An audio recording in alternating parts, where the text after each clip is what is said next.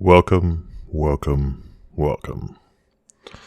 to the very first episode of Doors of the Universe podcast.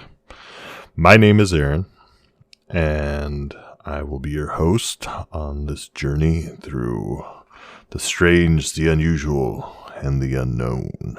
I am also on a podcast I do with two friends called We Don't Talk Politics.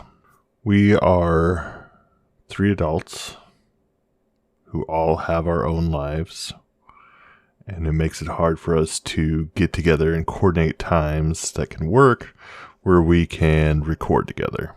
So I decided I wanted to do a podcast on my own because of the three of us, I had the most free time. I had the least amount of responsibility.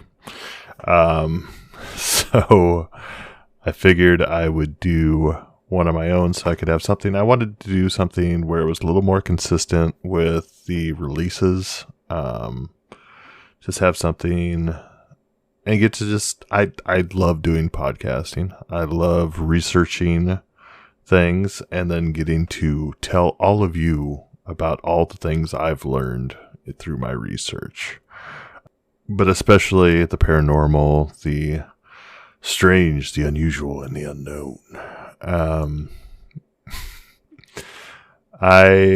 What got me into all this was probably, I didn't even realize this till I started doing this episode, that what kind of catapulted me into all of these genres was Ripley's Believe It or Not.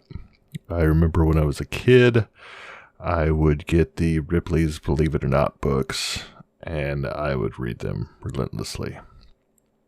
Never been to a Ripley's Believe It or Not museum, but the books were definitely something I found interesting and just kind of sucked me into, well, things that are unbelievable. Which brought me to middle school and high school, and I got more involved in television aspect of it with X-Files, Unsolved Mysteries, Beyond Belief, Fact or Fiction, The Outer Limits, just things that are fun to explore and look into. Do I believe everything that is on these shows or everything that I'm going to be talking about? No. Do I believe some of these things are real and are somewhat credible, I guess? I don't know. Yeah, I do. I do believe it. So, the doors of the universe. What are the doors of the universe? Well, that actually comes from an X-Files quote from Fox Mulder, where he says, "We send these men up into space to unlock the doors of the universe, and we don't even know what's behind them."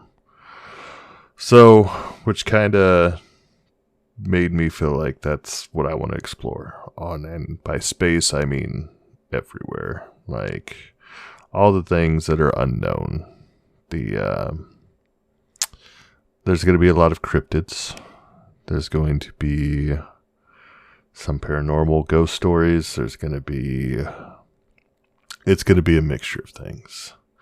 And I hope you enjoy it. I hope you have fun exploring all these things with me. Because I would love to get a community going of like-minded people who have similar interest in this. And at some point, I'd like to have interviews, have guests on that I can just hang out with and talk about the things that interest us. So that's the basis of what's going on with this podcast, the Doors of the Universe podcast. Each episode will just go through and explore different things that I find interesting or that someone suggests to me that I might find interesting. But today, we are not going too far. I mean, somewhat far. It's pretty far for me where I am currently. I am located in the beautiful Pacific Northwest, and this episode takes place in the southern U.S., in Georgia in particular. Today we're going to talk about the Georgia Guidestones. Prior to this episode, making this episode, I had heard of the Georgia Guidestones, but had zero idea what they were. So I said to myself, this is probably something we can research, probably something that we could have some fun with. But it turns out that this actually was way more up my alley than I expected it to be. So if you don't know what the Georgia Guidestones are, we will have pictures of them on the Instagram and Twitter. Some people have called them the Stonehenge, the American Stonehenge. The Georgia Guidestones are a granite monument erected in 1980 in Elbert County, Georgia, in the United States. A set of 10 guidelines is inscribed on the structure in 8 modern languages, and a shorter message is inscribed at the top of the structure in 4 ancient language scripts. The monument stands at an approximate elevation of 750 feet above sea level. It is about 90 miles east of Atlanta, 45 miles from Athens, Georgia, and 9 miles north of the center of the city of Elberton, which everybody knows, the booming metropolis of Elberton. It's called Granite Country because that's what the region is known for. Christopher Kubas of Elbert Granite Association. They have their own granite association. That's how big of a deal granite is in the Elbert region. We do headstones and things of that nature, monuments, war memorials, and things like that. But this is really one of the largest. Almost 20 feet tall. I would say it's a pretty big monument. One slab stands in the center, and it has 4 other slabs arranged around it. A capstone lies on top of the 5 slabs, which are astronomically aligned, which we'll get to that later. An additional stone tablet, which is set in the ground a short distance to the west of the structure, provides some notes on the history and purpose of the Guidestones. The structure is sometimes referred to as an American Stonehenge. The monument is 19 feet, 3 inches tall. Couldn't just stop it at 19, could you? Had to get those extra 3 inches. It is made from 6 granite slabs, weighing 237,746 pounds in all.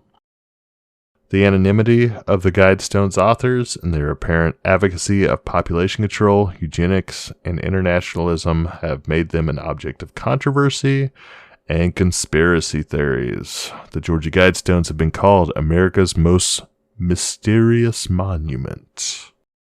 All right, so let's go into a little history of the Georgia Guidestones. In June of 1979, a man using the pseudonym Robert C. Christian, it was misspelled on the capstone that it was not pseudonym, it was pseudonym. Either way. But he approached the Elberton Granite Finishing Company on behalf of a small group of loyal Americans and commissioned the structure.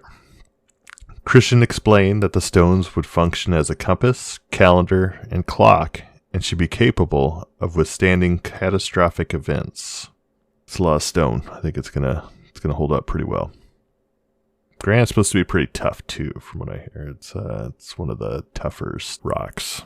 Joe Finley of Elberton Granite assumed that Christian was a nut and attempted to discourage him by providing a quote for the commission, which was several times higher than any project the company had previously taken, explaining that the Guidestones require additional tools and consultants. To Finley's surprise, Christian accepted the quote. When arranging the payment, Christian said that he represented a group which had been planning the Guidestones for 20 years and which wanted to remain anonymous. Yes, I would like these giant stones placed in the middle of rural Georgia. You do not need to know why. Christian delivered a scale model of the Guidestones and 10 pages of specifications. The 5-acre site was apparently purchased by Christian on October 1st of 1979 from farm owner Wayne, I'm going to mess this up, Mullenix, Mullenix. I'm going with Mullenix. Mullenix and his children were given lifetime cattle grazing rights on the Guidestone site. On March 22nd, 1980, the monument was unveiled before an audience variously described as 100 or 400 people. Christian later transferred ownership of the land and the Guidestones to Elbert County. In 2008, so we got a little bit of a time gap here. In 2008, the stones were defaced with polyurethane paint and graffiti with slogans such as "Death to the New World Order." Wired magazine called the defacement the first serious act of vandalism in the Guidestones' history. In September 2014, an employee of the Elbert County Maintenance Department contacted the Federal Bureau of Investigation when the stones were vandalized with a graffiti including the phrase, "I am Isis, goddess of love." All right, so it's a little history there. Man goes to town, wants to remain anonymous. I don't know if I said that, but once the construction was done and everything, he wanted all the documents regarding the purchase and the building of the monument to be destroyed. He's looking for total anonymity here. And he was, yes, with a small group of loyal Americans. It just sounds like a comforting group of people. Just a small group of loyal Americans. Nothing to worry about there. Just build it for us. So the inscriptions on the Guidestones. There's a message consisting of a set of 10 guidelines or principles. And it's engraved on the Georgia Guidestones in 8 different languages. 1 language on each face of the 4 large upright stones. Moving clockwise around the structure from due north, the languages are English, Spanish, Swahili, Hindi, Hebrew, Arabic, traditional Chinese, and Russian. So these are some of the more commonly used languages in the world currently. So trying to make sure that everybody can understand what the Guidestones are saying. The message engraved on the Georgia Guidestones deal with 4 major fields: governance and the establishment of a world government, population and reproduction control, the environment and man's relationship to nature, and spirituality. So I'm going to go ahead and read off these inscriptions. I'll go from the bottom to the top. Give us kind of a just a little overview of what each one says. So the last inscription says, "Be not a cancer on the earth. Leave room for nature. Leave room for nature." Seems fair. I can get behind this. I'm supporting this 100%. The older I get, the more I recognize the importance of nature. I recognize the importance of how all things in nature are interconnected and vital to our survival as a human race. And how we're probably just going to keep messing it up. But yeah, I mean, that's reasonable. Leave it better than you came, right? Be not a cancer on the earth. All right, so that's number 10. Number 9, prize truth, beauty, love, seeking harmony with the infinite. Okay, I think it's its most basic level, everybody can get behind this. We need to prize truth, beauty, and love, seeking harmony with the infinite. Something we're not sure of is a definition of what seeking harmony with the infinite means. Are we talking about God? We're talking about individual things that last forever?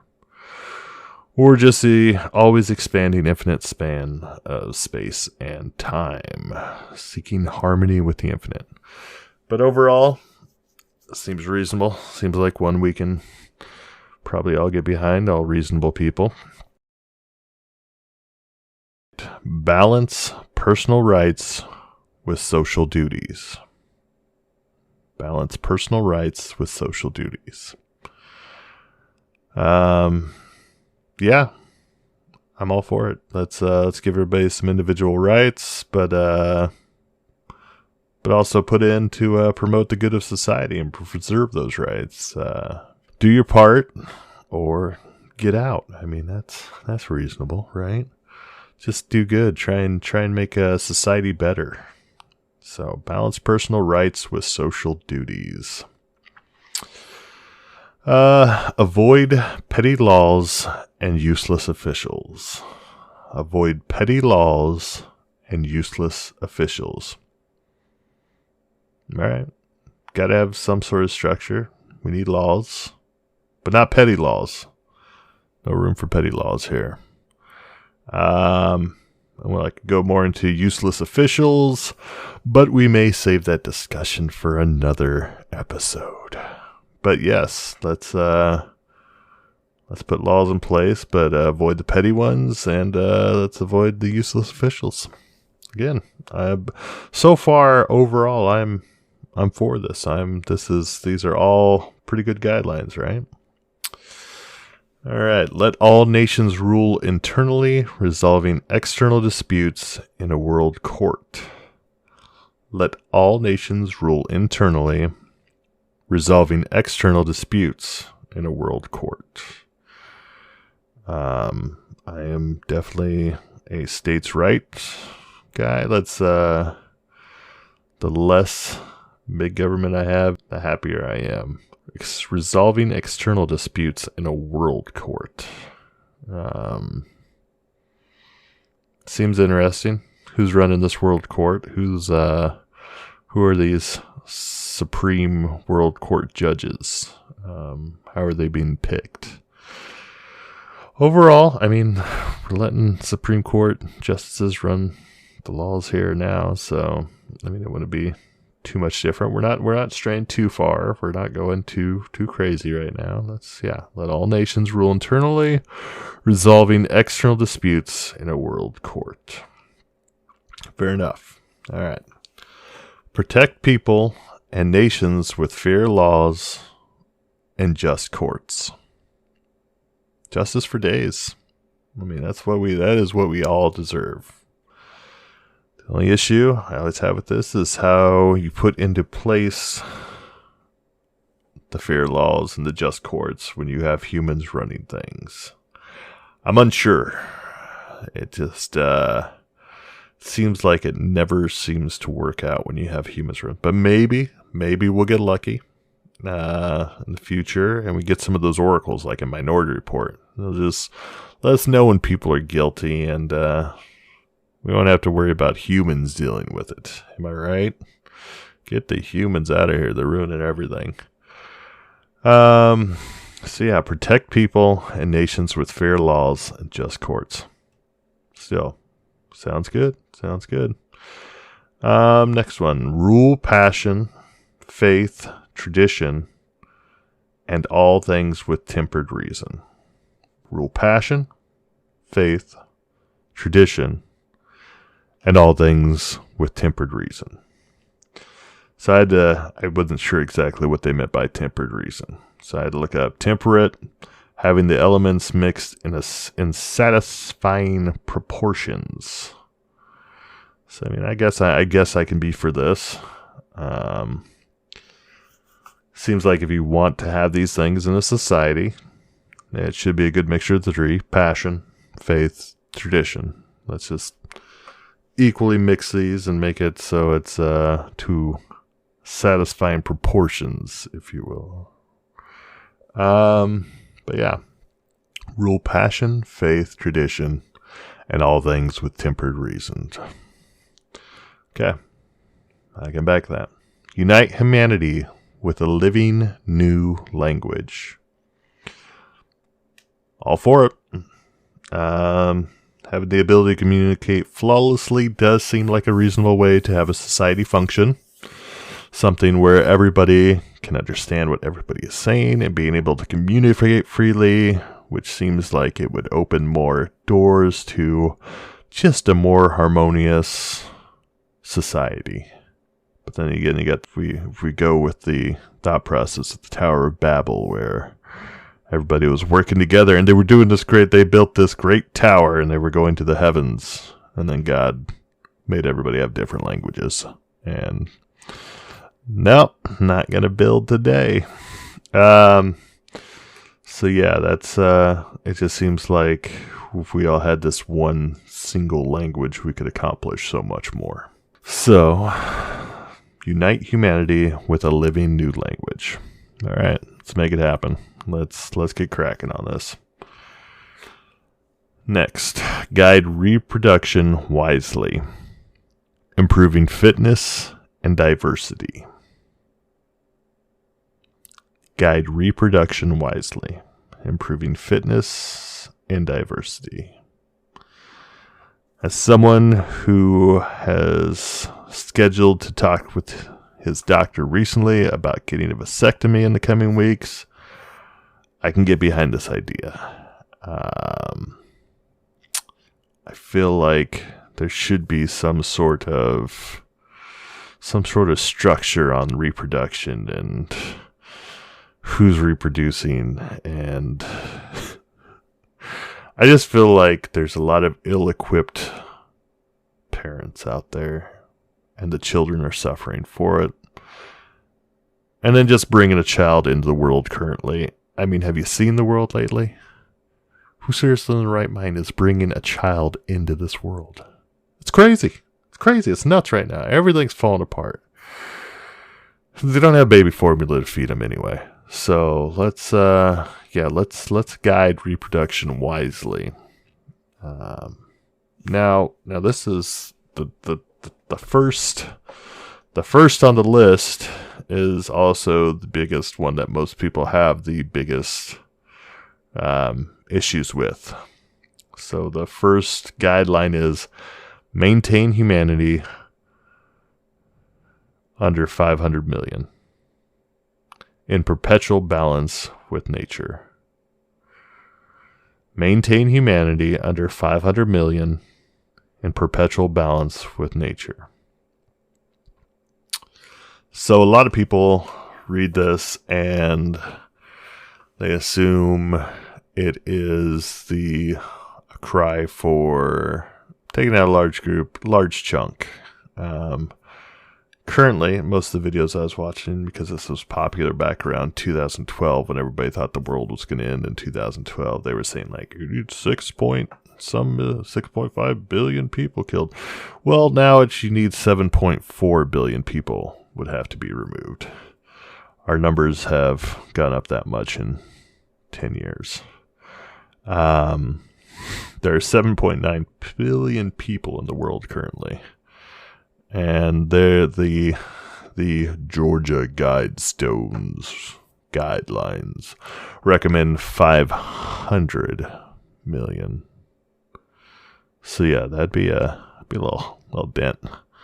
A lot of people think this is out of Malthusianism, is the idea that population growth is potentially exponential, while the growth of the food supply or other resources is linear, which eventually reduces living standards to the point of triggering a population die-off. This event, called a Malthusian catastrophe, also known as a Malthusian trap, population trap, Malthusian check, Malthusian crisis, Malthusian specter, or Malthusian crunch, occurs when population growth outspaces agricultural production, causing famine or war, resulting in poverty and depopulation, Or we just have Thanos step in and just do a little finger snap.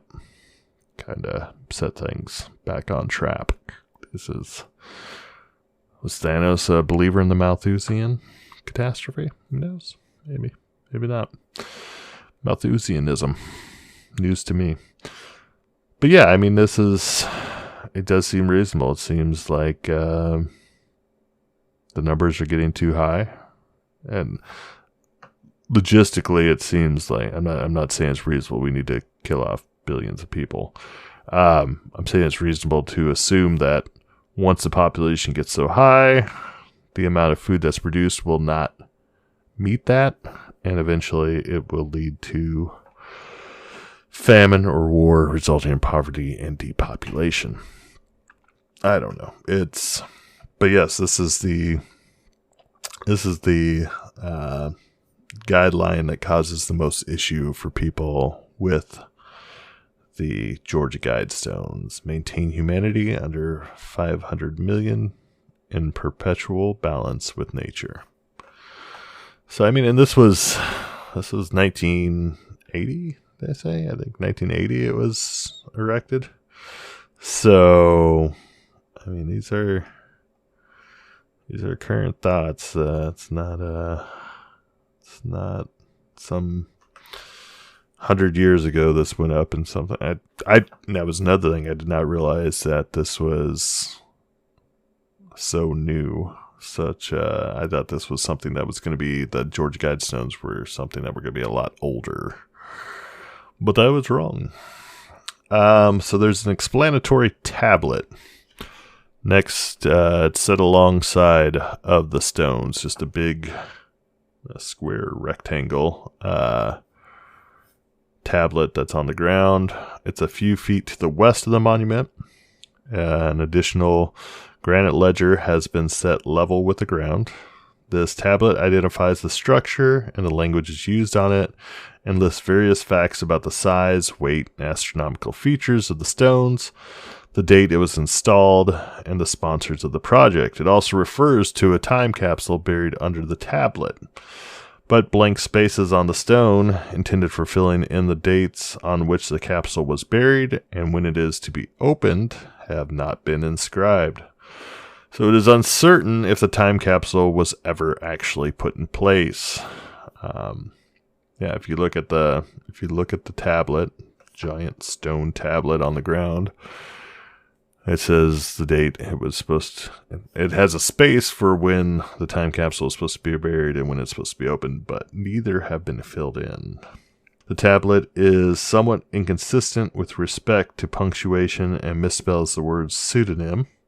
The original spelling, punctuation, and line breaks in the text have been preserved in the transcription, which follows. At the top of the tablet is written, "The Georgia Guidestones. Center cluster erected March 22nd, 1980. Immediately below this line is the outline of a square, inside which is written, "Let these be guidestones to an age of reason." Around the edge of the square are written translations to 4 ancient languages, 1 per edge, starting from the top and proceeding clockwise. They are Babylonian in cuneiform script, Classical Greek, Sanskrit, and Ancient Egyptian in hieroglyphs. So at the top of the monument, there is a stone that's laying across the top of these large pillars, and on each side they have "Let these be guidestones to an age of reason" in Babylonian, Classical Greek, Sanskrit, and Ancient Egypt. So, earlier we talked about the astronomical features involved with this. If you look at this, if you look at the pictures, you'll see everything described here. I'll make sure those are in the pictures. There are updated instructions for the site's time capsule. On the left side of the tablet is the following column of text. Astronomical features. 1. Channel through stone indicates celestial pole. 2. Horizontal slot indicates annual travel of sun. 3 sunbeam through the capstone marks noontime throughout the year. Author R.C. Christian, a pseudonym. That's where they had the misspelling of, was not pseudonym, it was pseudonym with an N instead of an M at the end. So we don't know what that's all about. As much as they paid, you would think they would get the spelling right. Sponsors a small group of Americans who seek the age of reason. Time capsule, placed 6 feet, 1.83 meters below the spot on, and the spot's left blank, and to be opened on, and the spot's left blank. Below the 2 columns of text is written the caption Guidestone Languages with a diagram of the granite slab layout beneath it. The name of the 8 modern languages are inscribed along the long sides of the projecting rectangles, 1 per edge. Starting from due north and moving clockwise, around the upper edge of the northeast rectangles listed first, they are English, Spanish, Swahili, Hindi, Hebrew, Arabic, Chinese, and Russian. At the bottom of the tablet is the following text. Additional information available at Elberton Granite Museum and Exhibit, College Avenue, Elberton, Georgia. Which I did not look into to see what they have there at the Elberton Granite Museum and Exhibit. And you know what's most upsetting? What's most upsetting is that last December, I was in Georgia. I was probably within, I think I was 90 miles because I was in Atlanta, or a suburb of Atlanta. So I was about 90 miles away from this. And because I had not done the research or knew that this was actually in Georgia in the U.S., I did not go and get to see the Georgia Guidestones when I was that close. And who knows, the next time I'll be down in Georgia. My brother lives there, but it may be a while before I make it back down, and I am upset at myself that I did not get to see the Georgia Guidestones. But I did get to try Slutty Vegan, and I highly recommend them if you're in the Atlanta area. Some fine vegan food. Pass the taste check, pass the vibe check. Solid restaurant all around. So the astronomical features. The 4 outer stones are oriented to mark the limits of the 18.6-year lunar declination cycle. The center column features a hole drilled at an angle from one side to the other, through which can be seen the North Star. The same pillar has a slot carved through it, which is aligned with the sun's solstices and equinoxes. It looks like a Mel slot, basically, but you can look through that, and it's aligned with the solstices and equinoxes. A 7/8" aperture and the capstone allows a ray of sun to pass through at noon each day, shining a beam on the center stone, indicating the day of the year. So it's crazy. I mean, this thing is super accurate. It actually is, like they said, a calendar, a clock, and a vessel to hell. No, I'm just kidding. Just kidding. Though some might think that. Speaking of what people think, though, what do people think about the Georgia Guidestones? Perhaps you have heard of someone named Yoko Ono. Said the inscribed messages are a stirring call to rational thinking. Ono was quoted as referring to the American Stonehenge, saying, "I want people to know about the stones. We're headed toward a world where we might blow ourselves up, and maybe the globe will not exist. It's a nice time to reaffirm ourselves, knowing all the beautiful things that are in this country, and the Georgia stones symbolize that." Those are nice words. Those are nice words. Thank you, Yoko. Thank you. So the Guidestones have become a subject of interest for conspiracy theorists. Now we're getting the juice.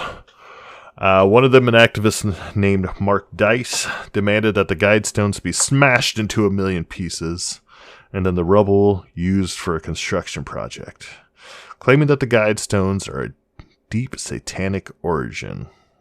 of a deep satanic origin.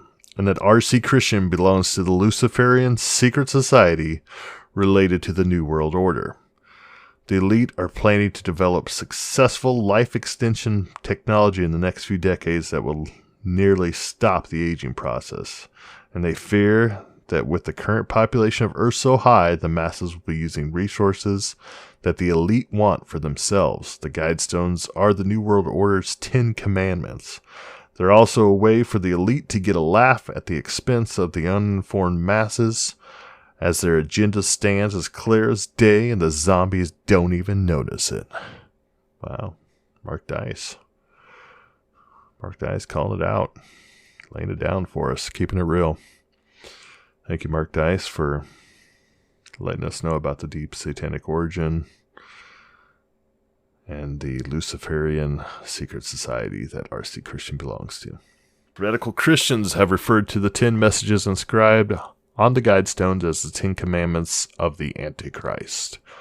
In 2000, Christian minister Reagan R. Davis said the messages on the Guidestones are a clear call for world government, for state-sponsored eugenic programs, and for a global culling of the human herd, all of which were predicted in the book of Revelation.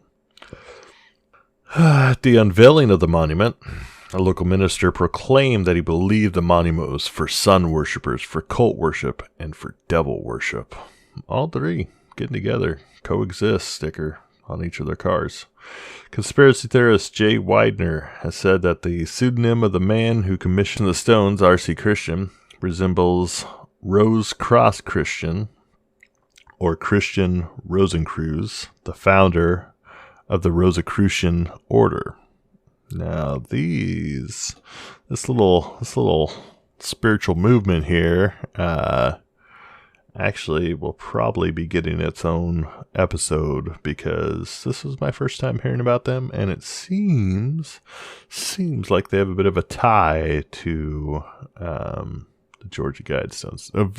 It seems like there was a very real possibility there was a tie between R.C. Christian, as their symbol is a cross with a rose on it, which is the Rose Cross. But either way, Rosicrucianism is a spiritual and cultural movement that arose in Europe in the early 17th century after the publication of several texts purported to announce the existence of a hitherto unknown esoteric order to the world and made seeking its knowledge attractive to many. The mysterious doctrine of the order is built on esoteric truths of the ancient past, which, concealed from the average man, provide insight into nature, the physical universe, and the spiritual realm. The manifestos do not elaborate extensively on the matter, but clearly combine references to Kabbalah, Hermeticism, alchemy, and Christian mysticism and psychic manipulation. The Rosicrucian manifestos heralded a universal reformation of mankind through a science allegedly kept secret for decades until the intellectual climate might receive it. Controversies arose on whether they were a hoax, whether the Order of the Rosy Cross existed as described in the manifestos, and whether the whole thing was a metaphor disguising a movement that really existed but in a different form. Seattle-based conspiracist Jay Wiedner says the Guidestones were created by Rosicrucians who believe that a solar event comes every 13,000 years to devastate Earth. He says the Rosicrucian order is working behind the scenes to create planetary chaos that culminates in a destructive solar event. Conspiracy theorist Van Smith, sounds made up, says the Guidestones were the pet project of a white supremacist from Iowa. Woo, Iowa. Not white supremacists. We're not sharing the white supremacists. Not on here, good sir. White supremacists from Iowa who sought to establish a totalitarian one-world government. He also says that encoded in the Guidestone structure is a numerical value in feet of Dubai's Burj Khalifa, the world's tallest building. He says this proves that the planners intended the Burj Khalifa to build the new Tower of Babel that would usher in the dawning of a new era in which man can become God. So I was talking about that earlier. If you're not familiar with the story of the Tower of Babel, people had gotten together and decided they wanted to build a tower to reach the heavens, to reach God. And they were doing quite well, actually. Well enough that, and at this time, they all had one language that they were communicating with. And God's like, and ends up giving everybody different languages so that they can't communicate, and i.e. the Tower of Babel, i.e. Babelfish. The Tower of Babel, there you have it. So, alright. One interpretation of the stones is that they describe the basic concepts required to rebuild a devastated civilization. As author Brad Meltzer notes that the stones were built in 1979 at the height of the Cold War, and thus argues that they may have been intended as a message to the possible survivors of a nuclear World War III. The engraved suggestion to keep humanity's population below 500 million could be made under the assumption that the war had already reduced humanity below this number. The Guidestones were briefly shown and discussed in the documentary films Sherman's March, 1986, and Endgame, Blueprint for Global Enslavement, 2007, and were featured extensively in a 2012 episode of Mysteries at the Museum, a Monumental Mysteries special featuring Don Wildman. Alex Jones, our favorite Alex Jones, I'm not even going to attempt to do Alex Jones right now, in his film Endgame, Blueprint for Global Enslavement, claims the Guidestones represent a genocidal depopulation program sponsored by the world's financial elites. So yeah. Since one of the 8 languages of the Guidestones is Hebrew, which is only spoken by 9 million people, others insist that the monument is part of the Zionist plan to construct a New World Order. Everybody's going around this New World Order. Candace Taylor, a minor candidate for the 2022 Republican nomination. Okay, so this is recent. Candace Taylor, a minor candidate for the 2022 Republican nomination for governor of Georgia, made the destruction of the Guidestones one of her campaign pledges, claiming they were a satanic evil. Well, that's quite the platform to run on. So the Rosicrucians have knowledge of periodic solar catastrophe that will result in great loss of life. They believe that there is a solar cycle that lasts every 11 to 13,000 years. Sun goes through a magnetic reversal and begins emitting solar flares which bake the Earth and can alter the makeup of our planet. Trying to set forth some rules for the people who survive the coming catastrophe can remake the world in a better way. NASA is beginning to find those periodic solar cycles to be true. And in 2012, the part of the sun that creates the most solar flares should be pointed at the Earth like the barrel of a shotgun. So that was off of Brad Metzer's Decoded, which is a History Channel show that I watched the entire episode on. That aired February 3rd, 2011. NASA released info of major solar flare increase happening in 2012, which brings me to my next favorite conspiracy, that we all died in 2012, and we're currently just existing in some augmented reality. But that was the thing, that the episode I watched, there was, it aired in February 3rd, 2011. there was quite a few people who were saying that the Georgia Guidestones were going hand in hand with like the Aztec calendar, and it seemed like 2012 was a big end of the world for a lot of people. Thought that was coming. But as you can see, we are still here. So Guides for a New Earth after the Earth Change theory whose tenets and philosophies were adopted by the Rosicrucian. The phrase Earth Changes was coined by the American psychic Edgar Cayce, who lived from 1877 to 1945, to refer to the belief that the world would soon enter a series of cataclysmic events causing major alterations in human life on the planet. This includes natural events such as earthquakes, melting of the polar ice caps, which is happening, earthquakes, which are happening, a pole shift of the planetary axis, major weather events, which are happening, solar flares, which are happening, but we haven't burned up yet, and so on, as well as huge changes of the local and global social, economical, and political systems. I mean, you could say that's happening. That may or may not be happening. Cayce himself also made many prophecies of cataclysmic events involving the whole planet. He claimed the polar axis would shift and that many areas that are now land would become ocean floor, and that Atlantis would rise from the sea. Kind of exciting. We did just have Aquaman come out recently, and it was a bit of bust. Maybe if Atlantis comes out of the sea, things, might get a little more street cred.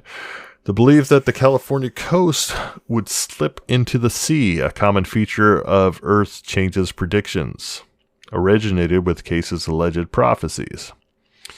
In more recent times, self-proclaimed psychic Gordon Michael Scallion has issued a variety of prophecies centering on the concept of Earth changes and publishes a monthly newsletter, the Earth Changes Report. Cayce's term has been taken up in certain segments of the New Age movement, often associated with other predictions by people claiming to have psychic abilities. Belief in Earth changes is also found among Native Americans, some of whom refer to the concept as the Great Purification. These beliefs have occasionally been associated with Christian millennialism and beliefs about UFOs. Some New Age adherents believe that the Earth changes will preface a golden age of spirituality and world peace. In the late 1980s, Lori Toy published the I Am America map based on several visions. Oh man, we're tongue-tied tonight. Based on several visions that she claimed to have beginning in 1983. The I Am American map sold over 40,000 copies and was followed by subsequent maps, Freedom Star World Map, Golden City Map, and an Earth Changes Progression series of maps. These maps represented the Earth's future geography after climatic Earth changes. Earthquakes, floods, solar flares, but fear not, certain safe zones won't be affected in the U.S. Only 10 locations in the U.S., one of the locations being the Guidestones. The other locations being furthest from west to east. These are the safe cities, the post-apocalyptic cities after the floods and earthquakes. San Diego, Spokane, Phoenix, Denver, Dallas, Kansas City, Chicago, Orlando, and Washington, D.C. Most of California, Oregon, Washington, and Nevada will be underwater after the Earth change. Mississippi flooding will be covering Louisiana from parts of Texas all the way up to the eastern border of Iowa.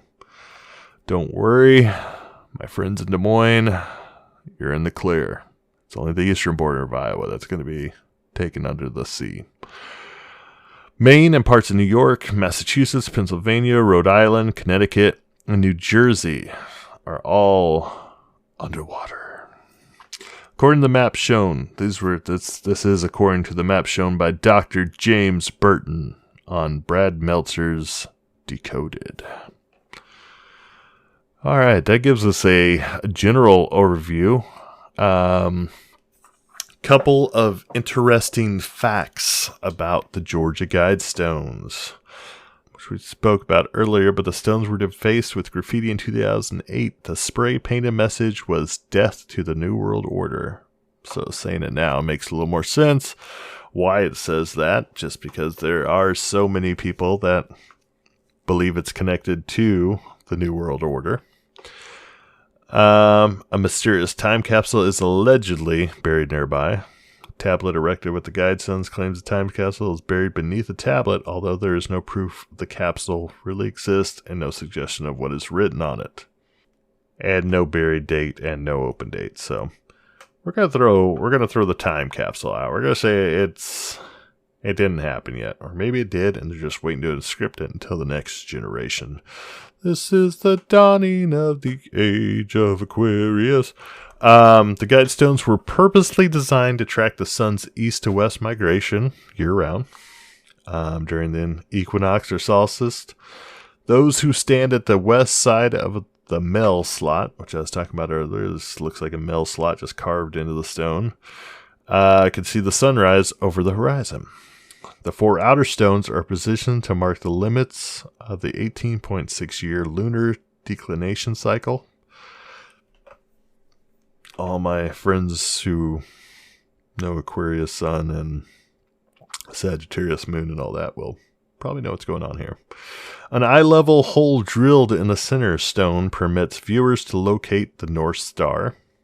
Kind of cool. A small hole drilled through the capstone serves as a sundial. At noon every day, a reading of where the sunbeam hits the center column allows one to pinpoint the exact day of the year, which that's crazy to me. That, I don't know. The way that sundials are crazy in themselves, I guess. But, so I guess it's not that crazy, because sundials aren't that crazy. I mean, sundials are cool. I wouldn't say it's crazy how they work, but considering in 2009, a man stole a 6-inch cube of granite from the top of one of the Guidestones. 4 years later, the police arrested William Jeremy Ellis in the middle of the night as he was trying to replace the cube of granite he'd stolen. He explained to the police that he didn't want that weight anymore. Tell me what that means. Didn't want that weight anymore. By the way, the actual site where the Guidestones are is monitored by the Elberton Sheriff's Department 24/7. There are cameras on it at all times. And as we know, the tablet in front of the monument declares, "Let these be Guidestones to an age of reason." The Guidestones were designed to withstand catastrophic events. Events such as perhaps maybe, I don't know, a World War III that wiped out 7.4 billion people. According to the Elberton Granite Association, Elberton granite is very hard and is very tough to break due to its tightly bonded quartz and feldspar grains as well as their atomic structure. The EGA gives Elberton granite a hardness rating of 6 to 7, with 10 being diamond.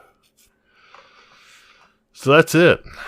That is all I have on the Georgia Guidestones, which is a fair amount. I think we went pretty in depth here today, and we covered a lot of bases, and you got at least an hour's worth of show, which is what I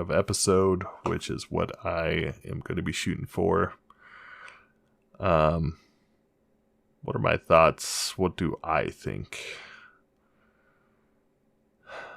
I lean towards the thought that it's more of and this is someone that loves Fallout games. This is someone that the Mad Max genre is very entertaining too. Book of Eli.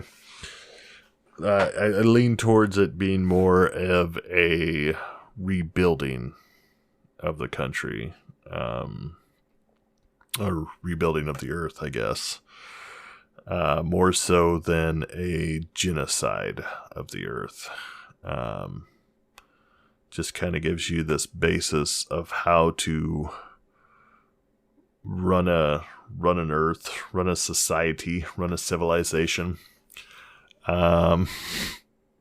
Luckily, in rural southern Georgia, you'll be able to find the Georgia Guidestones, which is one of the safe cities, the golden cities, where you'll be able to figure out how to run an entire world.